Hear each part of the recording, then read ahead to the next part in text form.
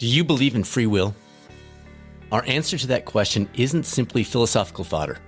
It determines our path forward. Do you see fate, the circumstances that enter our lives, as a closed system in which our future is essentially determined by those circumstances merging with our genes and our past? Or do you see destiny as a dialogue in which your future self is calling you from the horizon, asking for a response? Or as Martin Buber might say, the moment itself is asking for your response. Free will involves actively participating in the journey. Actively participating in the journey. Don't you love that? The merging of fate, the circumstances, and free will, how we respond to those circumstances. Coming back to the real world, it's one thing to say we believe in free will. Most of us would say that. It's quite another to live out that belief. So how does that apply to things like food and fitness? Well, we talk all the time here about the catalyst cornerstones of move, fuel, rest, and connect. Those are simple in concept, but often difficult in context. Dial in these four essentials: move, fuel, rest, connect, and just about all the other health and well-being and even performance headlines combined become little more than a rounding error. We get that, and yet we often still allow our circumstances, rather than our free will, control our lives.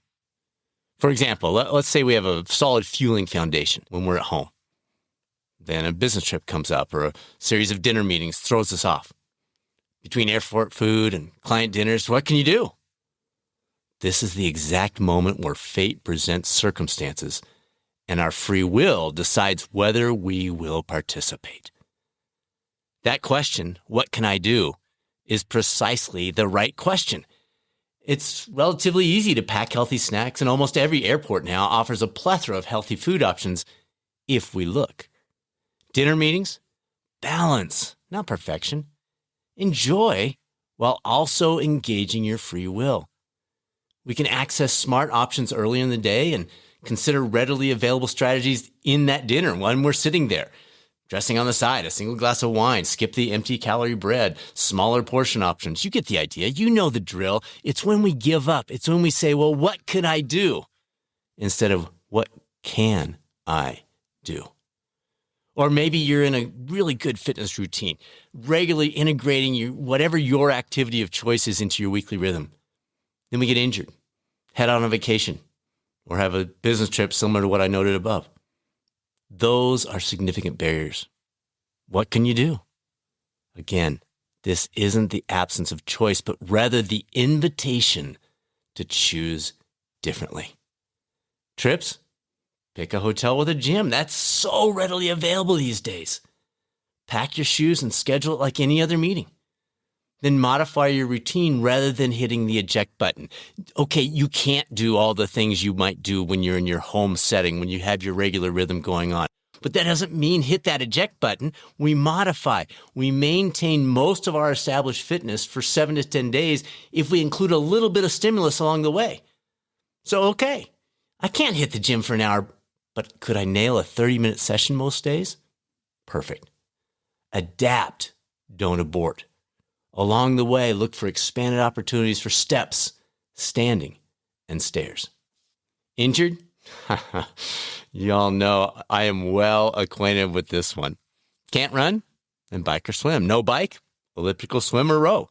Deadlifts seem dangerous? Look at the hex bar option, and so on and so forth. The key is maintaining your fitness placeholder. The individual who sees an injury as an out is missing the original point of being in.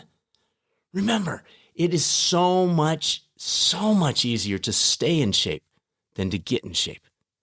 Additionally, while there are exceptions, so do not treat this as medical advice, alternative activity generally speeds our healing rate as well. So when it comes to participation, that question, what can I do, becomes central. Engaged participation is the difference between being stuck in fate's circumstances and seeing those same circumstances as variables that open the door to free will. Today will not go as planned. Unexpecteds will occur. Do we throw our hands up in exasperation or pause consider and move forward while taking these new circumstances into account. In the end, that is the question life is asking each of us. Food and fitness examples are relatively straightforward. The real challenge comes with health issues, financial struggles, relational barriers, unexpected demands, or other left field variables. Life is difficult. It's not a walk in the park. It presents a multitude of never-ending, challenging circumstances. When they appear, we listen for our future self, calling out to us from beyond the horizon, asking for a response. And in that moment, we stand up, wipe the dirt from our hands, and remember, we are not done yet.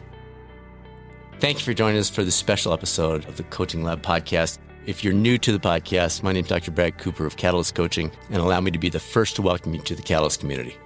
We are all about personal connection, whether it's the organizations we serve providing coaching for their employees, whether it's individuals who are trying to make the most of their personal or professional lives, or whether it's individuals looking to become health and wellness coaches as a side business or as a primary career choice through the Catalyst Coaching Institute. If any of those resonate with you, if we can be of any assistance to you, reach out. Results at catalystcoaching360.com. That's results at catalystcoaching360.com, and we'll be happy to connect. And now it's time to be a catalyst. This is Dr. Brad Cooper of Catalyst Coaching. Make it a great rest of your week, and I will speak with you soon on another episode of the Coaching Lab podcast, or maybe over on the YouTube coaching channel.